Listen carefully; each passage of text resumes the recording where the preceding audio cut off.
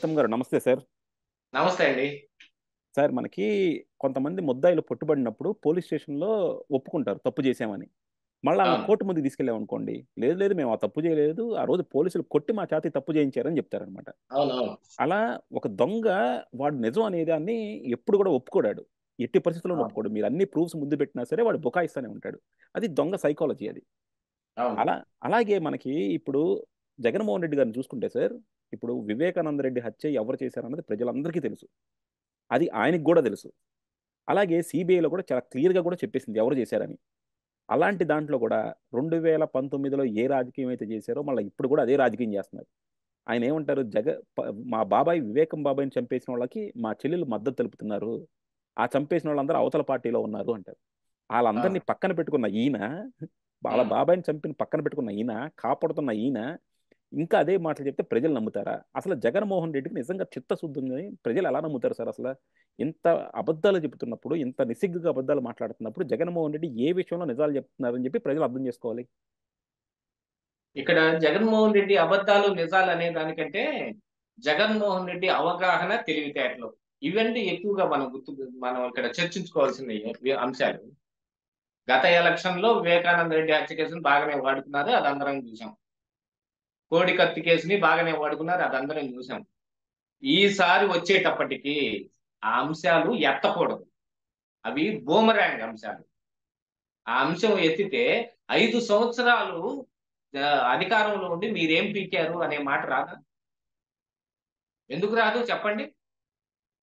ఆ రోజు CBI enquiry కావాలి అని కోరుకున్న జగన్మోహన్ రెడ్డి, సిబిఐ వస్తే అవినాష్ రెడ్డి ఎంత గోల చేశాడో మనం చూడలేదా? ఇప్పుడు ఇంకా విచిత్రమైన విషయం ఏంటంటే, ఎలక్షన్ క్యాంపెయిన్ కోసం వచ్చి అదే ఏ సిబిఐ ఎవరి మీద అయితే ఆరోపణ చేస్తుందో అదే అవినాష్ రెడ్డిని ఆ స్టేజీ మీద పక్కన నుంచోబెట్టుకుని వివేకానంద రెడ్డి బాబాయి హత్య కేసు మాట్లాడుతున్నాడంటే, ప్రజలు ఎదురుగా నుంచోనున్న ప్రజలు కూడా చూడండి, ఒకళ్ళ ముఖాలు ఒకళ్ళు చూసుకొని అరే రే రే, ఏమిటిది ఇలా మాట్లాడుతున్నాడు జగన్మోహన్ రెడ్డి అని ఆశ్చర్యపోయారు.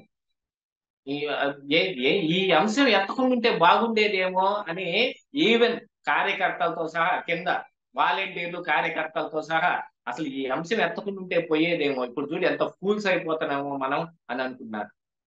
ఎందుకంటే నిందితుడుగా అరెస్టు కాబడి బెయిల్ మీద బయటకు వచ్చిన వాడు అవినాష్ రెడ్డి.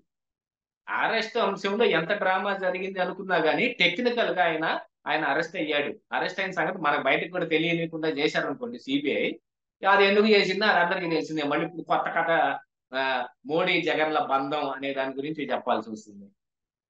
ఈ అంశంలో ఈ అంశాన్ని ఒకటి, దాని తర్వాత విశాఖ డ్రగ్స్ కేసుని, ఈ అంశాన్ని రెండింటిని నిన్న టచ్ చేశాడు. ఏది మొట్టమొదటిసారిగా ఎలక్షన్ క్యాంపెయిన్ చేయటం కోసం బయటకు వచ్చిన జగన్మోహన్ రెడ్డి మాట్లాడిన రెండిట్లో తీవ్రంగా ఆరోపణలు చేసిన ఈ ప్రతిపక్షాల మీద, ఏది వివేకానంద రెడ్డి హత్య case, Visakha port drugs case.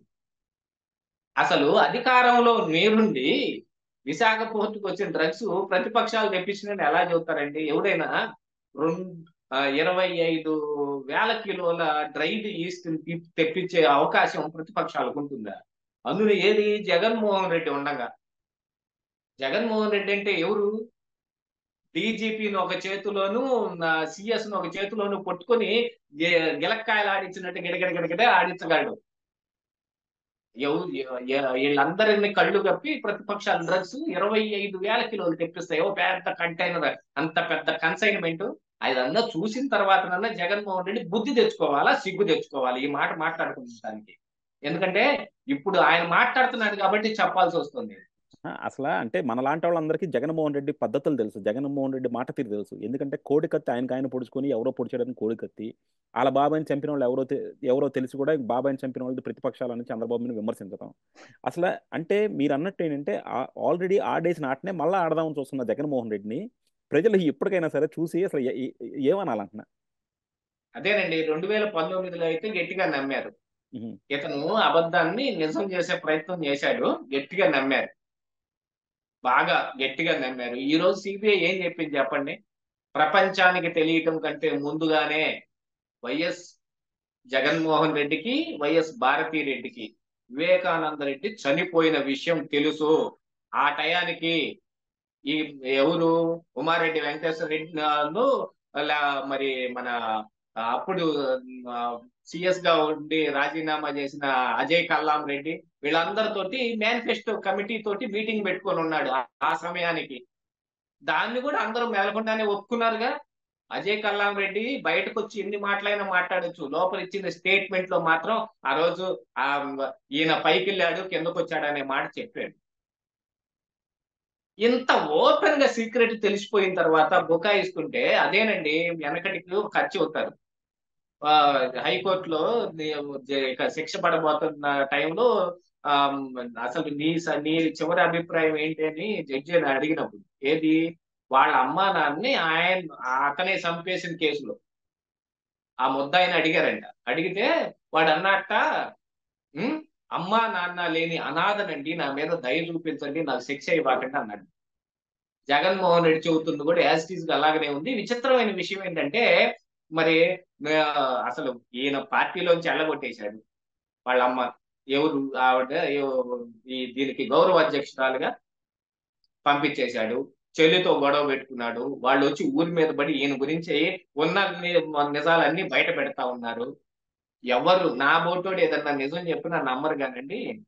సొంత చెల్లి వైఎస్ షర్మిల వచ్చి ఇప్పుడు ఇదే నిజం అని చెప్పింది అనుకోండి, దాన్ని నమ్ముతారా లేదా? చెల్లె ఎందుకు చెబుతుంది అన్న మీద అని లేదు ఇక వాళ్ళకి ఆస్తి గొడవలు ఉన్నాయి అని అంటే మరి విజయమ్మ మరి ఈ రోజు దాకా షర్మిల తోటి హైదరాబాద్ లోనే ఉండి ఈయన ఏదో ఎలక్షన్ క్యాంపెయిన్ కి వెళ్తున్నాడు అనగానే వెంటనే ఆశీర్వదించడానికి వచ్చేసింది. ఇదంతా ఏమనుకోవాలండి? ఒక పెద్ద డ్రామా అని అనుకోవటానికి లేదా ఇది? అసలు ఈ డ్రామాలన్నీ రక్తి కట్టించడానికి ఇది టైం కాకుండా పోయింది జగన్మోహన్ రెడ్డికి. ఏదైనా కానీ సీన్ పండేటప్పుడు బాగా ఎమోషన్ బాగా బిల్డప్ అయ్యి బాగా చేసే ఆర్టిస్టులు ఉన్నప్పుడు ఎదురుగా కూర్చున్న ప్రేక్షకులు ఏమవుద్ది, ఆ బాధ అంతా తానే నిజంగా అనుభవిస్తున్నట్టు భావించి కళ్ళ నీళ్లు పెట్టుకోవటం, కింద పడి దొర్లి ఆడవటం చేస్తారు. లేదు ఏదన్నా అమ్మవారి వస్తుందంటే పూనకాలు వెనకాలు వస్తాయి. అసలు ఇప్పుడు వీళ్ళ పరిస్థితి అట్లేదు. అసలు విజయం అని కనుక చూస్తే మాత్రం నిజంగా అసలు సినిమాలో ఉన్న మనకి ఎవరు సీనియర్ యాక్టర్లు సరిపోరేమో అనిపిస్తుంది సార్. ఎందుకంటే ఆమె చెల్లి దగ్గరికి వెళ్ళినప్పుడేమో షర్మిలమ్మ దగ్గరికి వెళ్ళినప్పుడే ఆమెకు సపోర్టు, కొడుకు దగ్గరికి వస్తేమో కొడుకు సపోర్టు.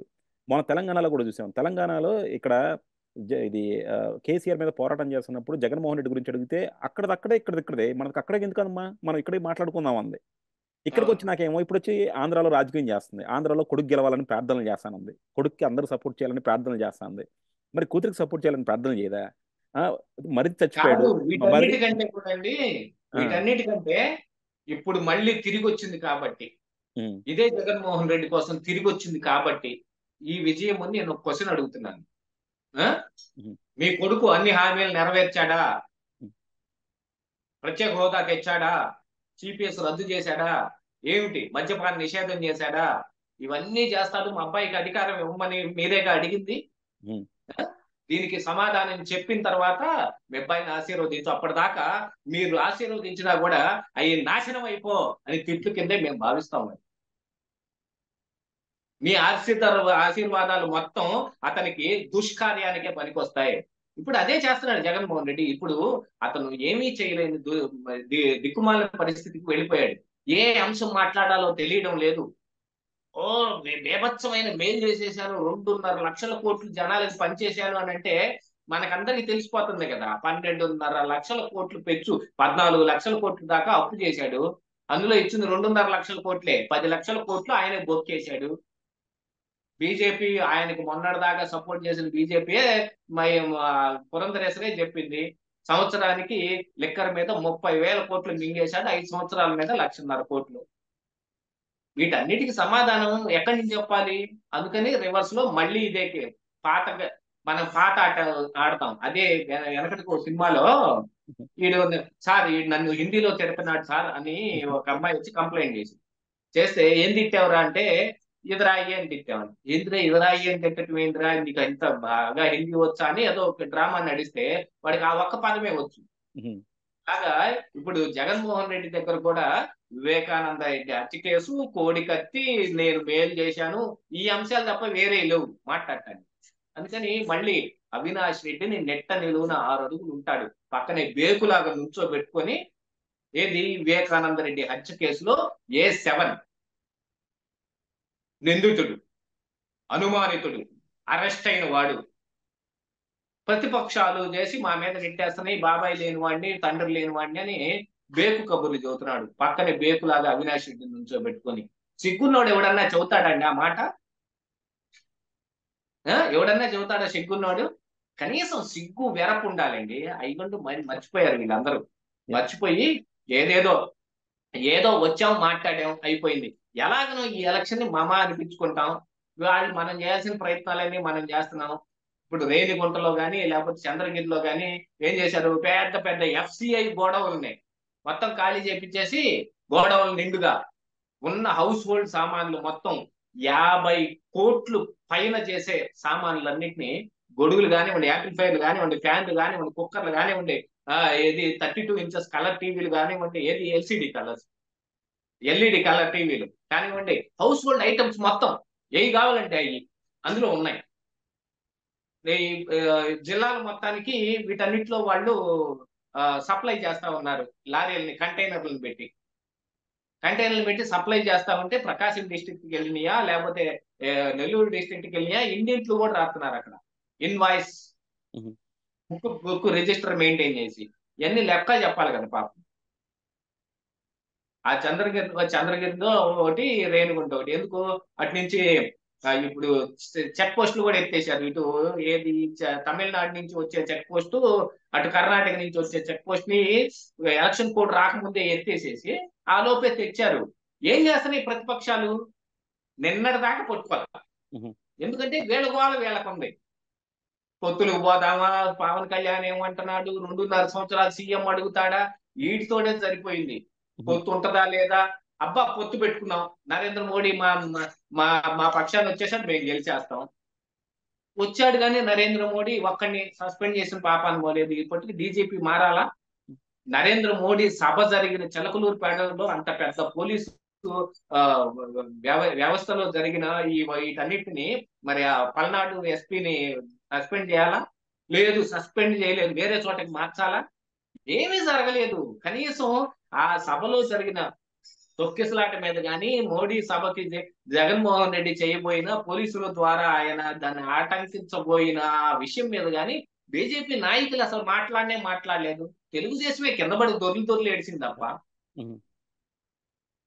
అంతేకాదు తప్ప ఇప్పుడు ఈ జగన్మోహన్ రెడ్డి అంటే ఇంకేం చెబుతాం? ఈయన ఇప్పుడు ఇంకా 3-4 సభలు ఉన్నాయంట, వాటిల్లో కూడా ఇయే చెబుతాడు. ఈ రోజుకి బస్సు వేసుకొని, బుల్లెట్ ప్రూఫ్ బస్సు వేసుకొని వస్తున్నాడు తప్ప ఏది 19 ముందు అందరినీ చంపలు నిమిరి, నెత్తిన చేయి పెట్టి, నడినెత్తిన ముద్దు పెట్టి, ఆలింగనం చేసుకొని, మాలో మా లిప్ టు లిప్ కిస్ కూడా ఇచ్చిన వాళ్ళు కొంతమంది ఉన్నారు. అది సెన్సార్ అయిపోయింది.